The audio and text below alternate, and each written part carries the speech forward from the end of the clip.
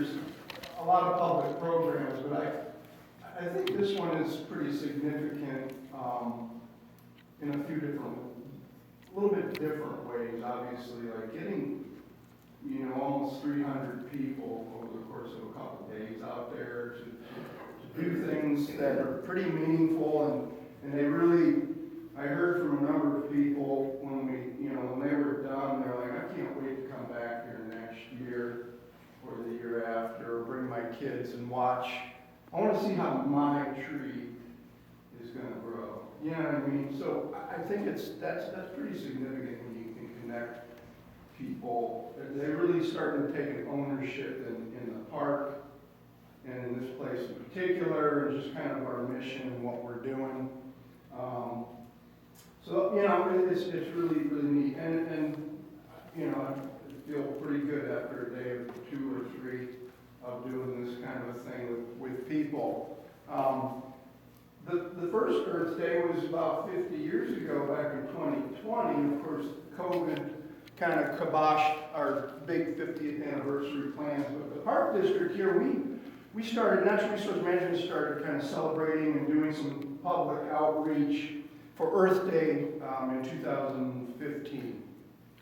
And we started way back then. It's kind of small program at Swine Creek down there, and did a few public, how to take care of bluebird boxes, and I took people in the stream and showed them stream fishes and the ecology of Swine Creek, and it's grown, since then to some pretty interesting things that we're doing now.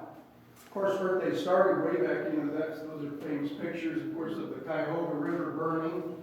Kind of started the whole, quite a bit of national interest and international interest in the environment and kind of the state of that. Kind of infamous Cleveland there for that. And the Cuyahoga burned multiple times. It didn't just burn in 1969 there. The Veterans Legacy is coming along quite nice. We acquired it in 2018. Last Friday, we were out there with a consulting group, consulting companies that are going to bid on a big, interesting project right there in that fairway. We talked about it, and John talked about it briefly with the grants. $1.1 million building a stream out there. So that's pretty exciting. There's some neat things coming along here at Veterans. People ask me, well, what are we doing and why out there? And really, what our goals are, kind of the restoration. We're going to jumpstart the return of native ecosystems out there, kind of what we want to do. Guided habitat restoration, and of course, trees are a big part of that. And we're hoping that these things are going to function to similar forests right around that neighborhood there. And I had some comments last week when we were walking out around there with some other biologists. They said, hey, we really like this golf course in a number of ways because there's a lot of really nice forests still left intact, even in between these old fairways. You can see they're pretty high quality areas still that they've left kind of untouched. So that's really good for us, because that means we're going to get some native seed recruitment. Native trees are popping up all over the place in the fairways too, which is nice.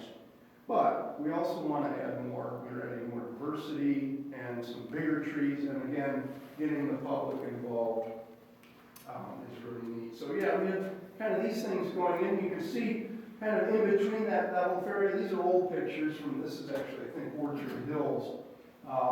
But you're filling in those gaps between those trees, the fairways, is kind of the easy thing to do with tree planting. And this is just some site prep stuff that we do beforehand. Most of the time we're just mowing right now at Veterans. And Veterans Legacy is a younger golf course, I will say, and very different soil conditions than Orchard Hills. It's been, I think, much better soil conditions and a little easier to work with in trees. And talk to Matt and Jen about that. I think they appreciate the little better soil conditions. And so we have a plan out there.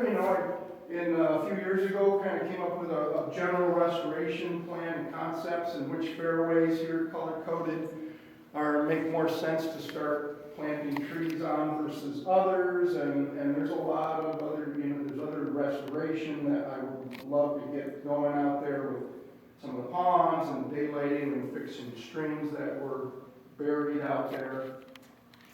So there's that. Take a look at this. This is Orchard Hills in about 10, we started 2009 tree planting at Orchard Hills. And many of the fairways kind of look like that now. That's way back even now, 2019. But it doesn't take too terribly long for things to start returning. If you give nature half a chance, you're going to be pretty surprised at what can happen. It's pretty resilient, so that's nice and a positive thing. And Thursday we started off with some big school buses rolling in, and we had beautiful weather, and it was great to see lots of kids out there, big groups of people, very enthusiastic. It's people like planting trees. That's kind of a no-brainer for us, and that's something we can do well here at the Park District, and I'm pretty proud of that. Had lots of schools, of course. We had lots of companies and other nonprofits and things coming out, Nestle and Orvis and Ace Billing there, and just different, and we just kind of let them down, an army of tree planters trying to herd cats here, kind of letting them loose out there, and it was a great time had by all. Land steward Matt, he did a great tutorial every day. I think he was probably doing it in his sleep at night. How to plant a tree properly. Take a look at this little girl over here. I love this picture. Can you guys see this little girl right here? Look at her. How excited is that little girl? Just to plant a tree. And we did a little thing afterwards. We were like, well, how many of you have never planted a tree? A lot of those kids, they have never planted a tree. This was their first tree they ever planted. That's pretty cool and pretty significant to do that. We also planted, Jen was in charge there of putting up the fencing. She only hit me a couple times. I needed to be taught how to put up the fencing properly, and I got it eventually, I think by the third day. But fencing, of course, is really important. The deer are an issue at unfortunately, all of our parks. We have very high deer numbers.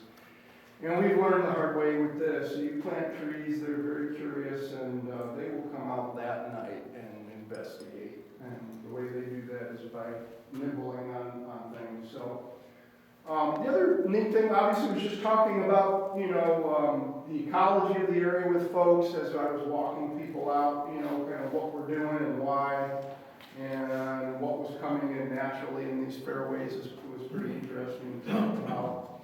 Here's our volunteers I wanted to, talk about, of course. What a great team of people we had at the Park District, and even some of, and people here that were just really, really, really good time. Young people, old people, middle-aged people, whatever. They all wanted to come out. And it was interesting. We had a lot of pretty cool side conversations, of course, when you're just chatting with people about where they live and things and interests, and made some interesting connections with everyone. So that's the 1,000-tree gig that we did, and I really was very proud of everybody that was involved here, the Park District staff. They did a phenomenal job, so thank you guys, and should be very proud of what you did. Now, just quickly, we've been doing this thing called a native plant giveaway for the Park District, and I've talked maybe a year ago kind of about native plants and landscaping and getting people in their own yards. I get this a lot, what can I do at home? Best thing to do is start planting more native trees, shrubs, and wildflowers in your yard, mixing it in. If you look at most landscapes in yards, I don't know what percentage, it's pretty high. 90% of the trees and shrubs probably in people's landscapes really aren't from Ohio. A lot of them are from other countries and things like that, so I don't know if it's quite 90, but it's a significant amount. So we've worked for a number of years with Kent State in Jaga, the branch there. They have a beautiful greenhouse. And I was working with the dean long ago, and I approached him. that greenhouse, would you consider letting the park district grow some trees? And he said, sure, why not? And then it's taken over to more of like lots and lots of really great perennials, native perennials, and of course milkweed. We're big on milkweed, giving that away for monarchs. And so Jen and Matt are huge, instrumental in what, February you guys starting there? And just a great thing. Well over, how many perennials did you give away?